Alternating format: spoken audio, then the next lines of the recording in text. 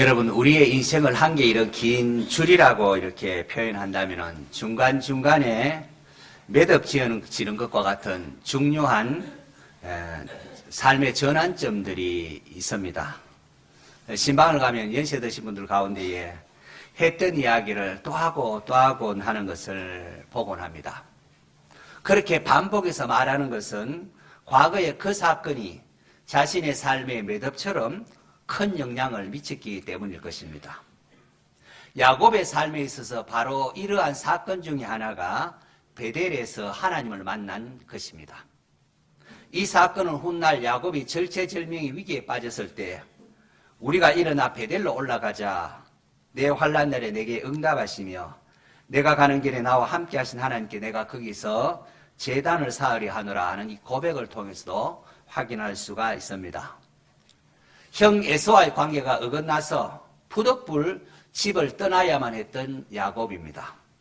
좀 더 솔직하게 말하면은 야곱은 쌍둥이 형 에서가 배가 고플 때에 그걸 이용하여 팥죽 한 그릇으로 장자의 명분을 사기도 했고, 또 노후에 눈이 어두운 아버지 이삭이 형 에서에게 이렇게 축복하려고 할 때에 자신이 에서라고 속여서 장자의 축복 기도를 받았습니다. 이것으로 인하여 형 에서가 드디어 화가 폭발을 합니다. 이제 아버지가 나이가 많아서 돌아가실 텐데 돌아가면은 동생 야곱을 죽이겠다, 그렇게 말했습니다. 이것을 어머니 리브가가 듣고 야곱을 급히 다른 곳으로 보내려고 한 것이지요. 아버지 이삭에게는 야곱이 이방인이 아니라 동족 가운데에 아내를 얻기 위하여 바다나람이 있는 외삼촌에게 간다는 명분으로 그렇게 집을 떠나게 된 것입니다. 브엘세바에서 바다나람으로 불리는 그 하란까지 거리가 약 한 800km입니다. 차도 없고 그런 시대에 그 800km 그 먼 거리를 걸어가게 됩니다. 집을 떠나서 하란으로 가는데 어느 정도 갔더니만은 해가 졌습니다. 어느 한 곳이 해가 졌습니다. 이스라엘 같은 팔레스타인 지역에서는 낮에는 덥지만은 밤엔 또한 몹시 춥습니다. 주위는 어두워지고 점차로 찬 기운이 온몸을 파고듭니다. 혹이나 짐승이나 강도가 자기를 해하지 않을까 두려움 속에 야곱은 돌을 베개로 삼고 누워서 잠을 잤습니다. 꿈에 야곱은 놀라운 장면을 목격합니다. 야곱은 꿈속에서 사닥다리를 봤습니다. 이 사닥다리가 땅에 있는데 그 꼭대기가 저기 하늘까지 닿았고, 거기에 사닥다리 위로 하나님 사자인 천사들이 오르락내리락 하는 것이 보였습니다. 그리고 또 사닥다리 그 위에서 여호와께서 서서 야곱에게 이런 말씀을 하십니다. 나는 여호와니 너의 조부 아브라함의 하나님이요 이삭의 하나님이라. 내가 누워있는 땅을 너와 내 자손에게 주리니 내 자손이 땅에 티끌같이 되어서 내가 서쪽과 동쪽과 북쪽과 남쪽으로 퍼져갈지며 땅의 모든 족속이 너와 내 자손으로 말미암아 복을 받으리라. 내가 너와 함께 있어 내가 어디로 가든지 너를 지키며 너를 이끌어 이 땅으로 돌아오게 할지라. 내가 내게 허락한 것을 이룰까지 너를 떠나지 아니하리라 하신지라. 집을 떠나 지치고 외로운 야곱에게 전능하신 하나님께서 찾아오셨습니다. 야곱은 하나님의 복을 좀 받아보려고 꼼수를 부리다가 완전히 실패한 줄로 알았습니다. 하나님의 복 받기는커녕 졸지에 지금 도망자가 되고 말았습니다. 하늘 아래 나 혼자 덩그러니 있는 줄로만 생각이 되었습니다. 실패자요, 도망자요, 외로운 야곱이었습니다.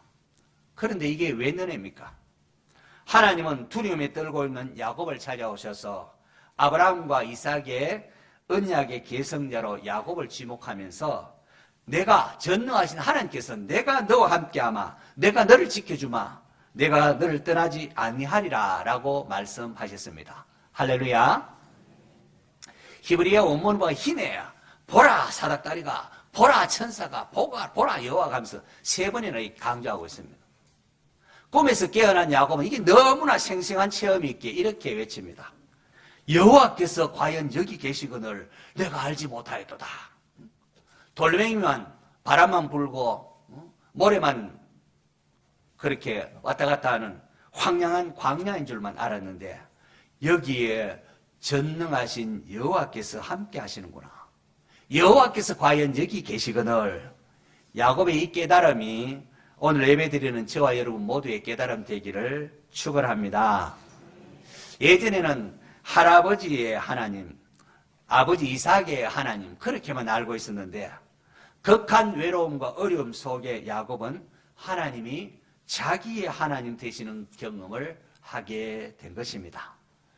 오늘 우리 가운데도 이런 분 없는지 모르겠습니다. 교회에 와서 예배는 드린다고는 하지만은 하나님 어디에 뭐 책에나 나오는 분이시고 그냥 부모님의 하나님일 뿐 나의 하나님이라는 것을 알지 못하고 있지는 않습니까? 오늘 이 자리가 여러분에게 하나님을 경험하는 베델이 되기를 축원합니다. 하나님을 나의 하나님으로 경험하고 발견하는 은혜를 누려야 합니다.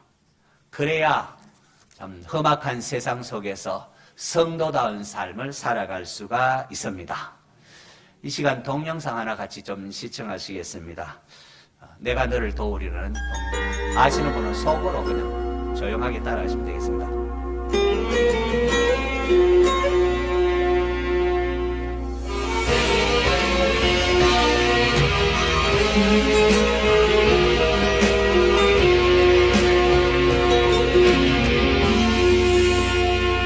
세상 일에 실패했어도 너는 절망하지 말라. 내가 너를 도우리라. 다시 일어서게 하리라. 질병으로 고통 당해도 두려워 말라. 내가 너를 도우리라.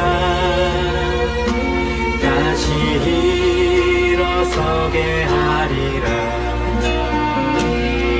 나를 버린 자들도 내가 사랑하거든. 하물며 너희를 그냥 둘까 보냐. 나는 너와 함께하는 너의 하나님 되리니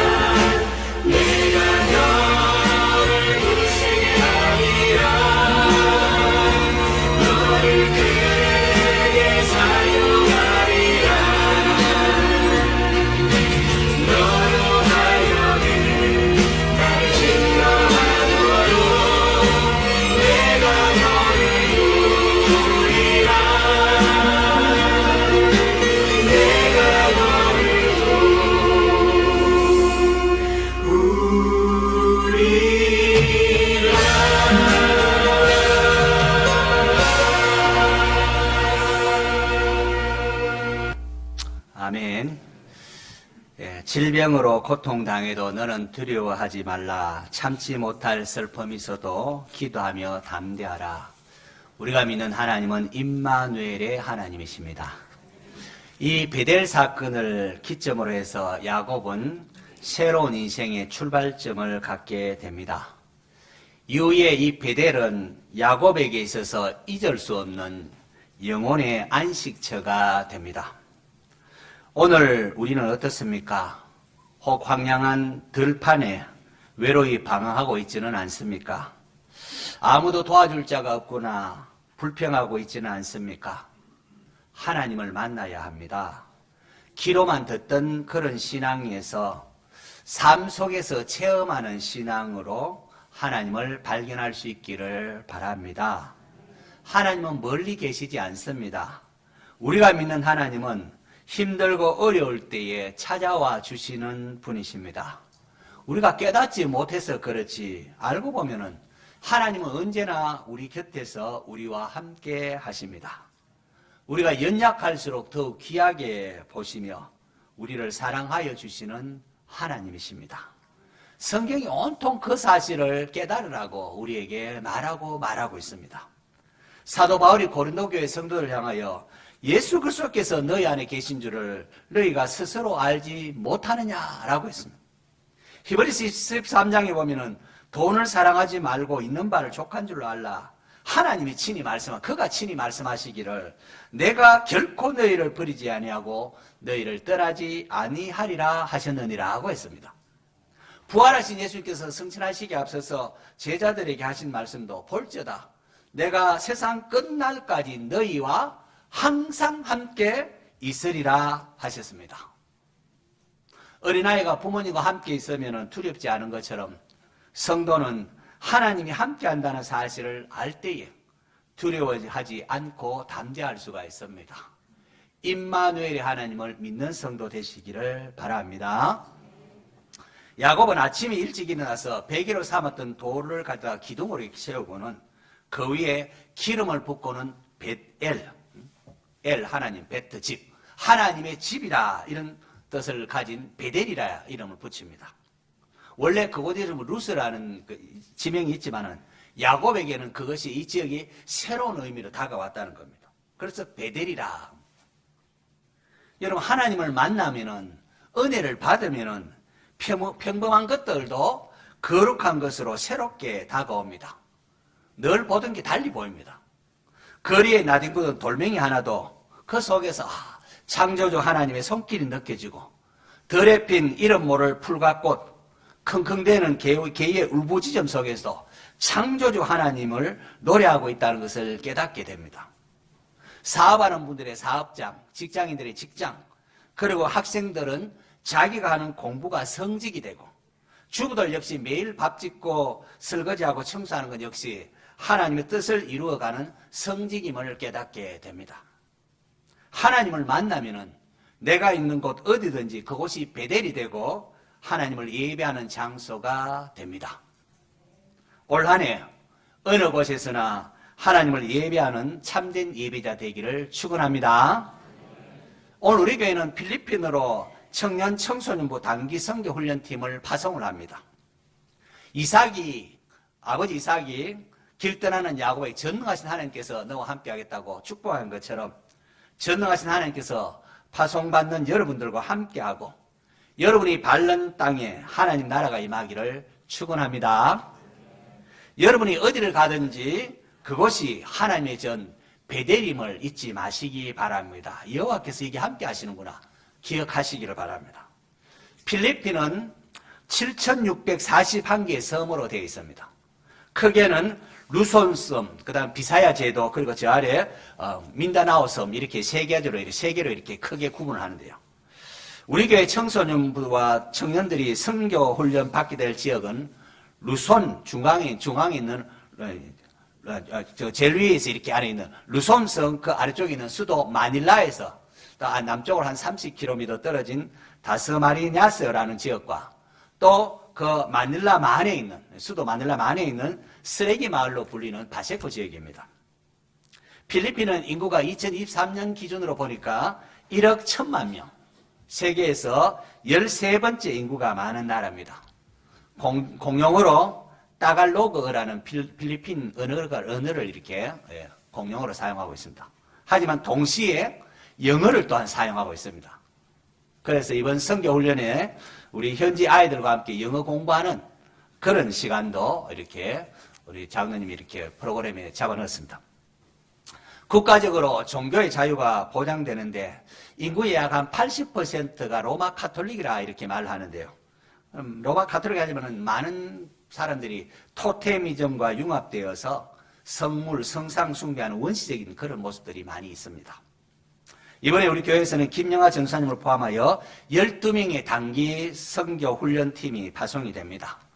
그리고 추가로 안전을 위하여, 우리 아이들의 안전을 위하여 우리 전도부장 스상근 장로님 휴가를 내가지고 인천공항에서 필리핀의 다스마리냐스 훈련센터까지 인솔해서 아이들의 안전 여러 가지 상황들을 점검하고 돌아올 것입니다.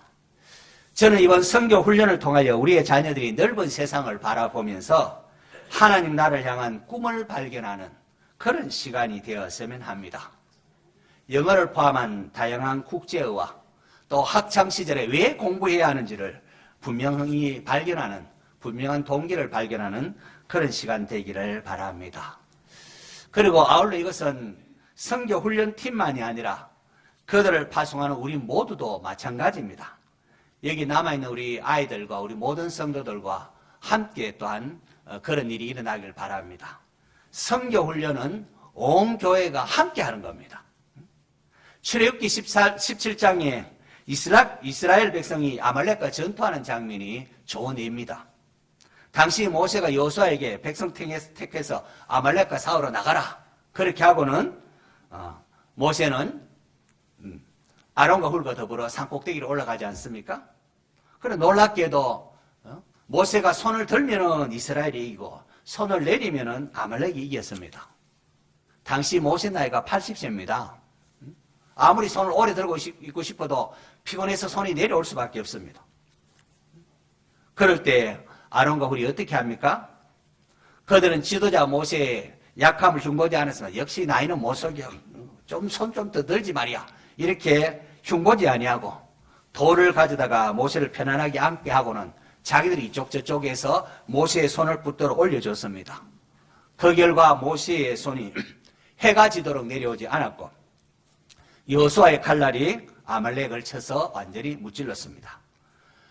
저는 이 부분 보면서 볼 때마다 얼마나 가슴이 쿵덕거리는지 모릅니다.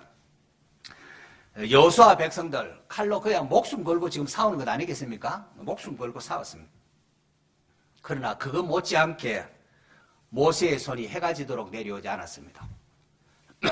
어릴 적에 단체로 이렇게 우리 때는 막 손들고 이렇게 벌도 많이 받았는데요. 이게 손들어 보면 한 10분 이 정도까지는 10분, 20분까지는 괜찮은데 이게 30분, 40분 지나면 이게 상황이 완전히 달라집니다. 해가 지도록 모세의 손이 내려오지 않았습니다. 이것은 여호수아가 목숨 걸고 전투하는 것 이상으로 모세도 아론과 훌의 도움을 받으면서 기도의 전투를 했다는 겁니다. 하나님께서는 모세에게 이것을 책에 기록하여 기념하여 여호수아의 귀에 외워 들리게 하라라고 했습니다. 그만큼 중요하기 때문이겠죠. 하나님께서는 오고 오는 후세들이 아말렉과의 전투에서 어떻게 대처해야 하는가를 알기를 원하셨습니다. 승리는 여호수아가 칼싸움을 잘해서 전쟁터에 나간 사람이 무기가 좋아서가 아닙니다. 승리의 이면에는 모세와 기도하는 모세와 그를 도운 아론과 훌도 있었습니다. 즉 온 백성이 함께 싸웠다는 겁니다. 온 백성이 함께. 하나님께서 이렇게 온 백성이 함께 아말렉과 싸울 때에 여호와 니시로 승리하게 하신 겁니다. 오늘 우리가 파송하는 단기 선교 훈련도 마찬가지입니다. 이번 한 주간 단기 선교 훈련 팀만이 아니라 온 성도들이 함께 선교 훈련 기간으로 알고 기도로 동참해 주시기를 바랍니다. 오늘 파송식도 그런 의미를 담고 있습니다.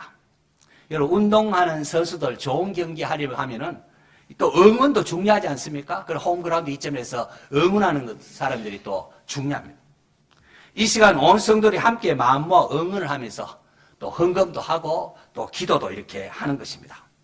우리가 이렇듯 한 마음이 되어서 이 일을 진행하면은 하나님께서 우리가 생각하는 이상의 놀라운 일들을 역사하실 것이라 생각을 합니다. 단기 선교훈련팀에게도 이런 부탁을 합니다. 선교훈련 기간 중에 어떤 일이 있어도 팀원 간에 다투거나 싸우지 않기를 바랍니다. 함께 하나님 나라를 꿈꾸는 동력자들이 있다는 사실로 인하여 감사하며 지내시기를 바랍니다. 아군끼리 싸우는 군대는 희망이 없습니다. 사탄이 노리는 전략은 털거립니다. 교회가 내부적으로 막 다투고 싸우고 미워하고 이건 완전히 무너지는 거죠. 부디 하나님 나라 전투회로 똘똘 뭉쳐서 단기 선교와 훈련을 잘 감당하고 오시기를 바랍니다. 일주일간 서로 다른 환경에서 다른 또 성격도 다른 우리 청소년 청년부가 함께 지내는데 그 가운데 서로 격려하고 화목하게 지낸다면은 그것만으로도 하나님께서 기쁨의 영광을 받으실 것입니다. 우리가 예수님 안에서 하나가 되면은 능력은 하나님께 있습니다. 하나님이 하십니다. 성도 여러분, 오늘 우리는 인생의 또 하나의 매듭을 지으려고 합니다. 교회적으로 12명의 단기 선교 훈련팀을 파송합니다. 이것을 통하여 우리 모두 세상을 바라보는 하나님의 마음을 새롭게 느낄 수 있기를 바랍니다. 이야기로만 듣던 하나님을 나의 하나님으로 깨닫는 영적 눈이 열리고 하나님의 군사로 세워지는 은혜가 있기를 바랍니다.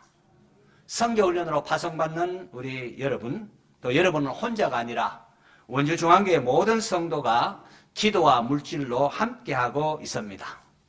무엇보다도 전능하신 하나님께서 우리와 함께 하십니다. 내가 있는 곳이 어디든지 하나님의 전인 베델임을 늘 기억하시기를 바랍니다. 파송받는 자와 파송하는 자 모두 한 마음이 되어서 우리 한 주간 단기 선교 훈련을 잘 감당할 수 있기를 바랍니다. 하나님께서 우리 모두에게 여호와 니시의 승리를 주시기를 축원합니다.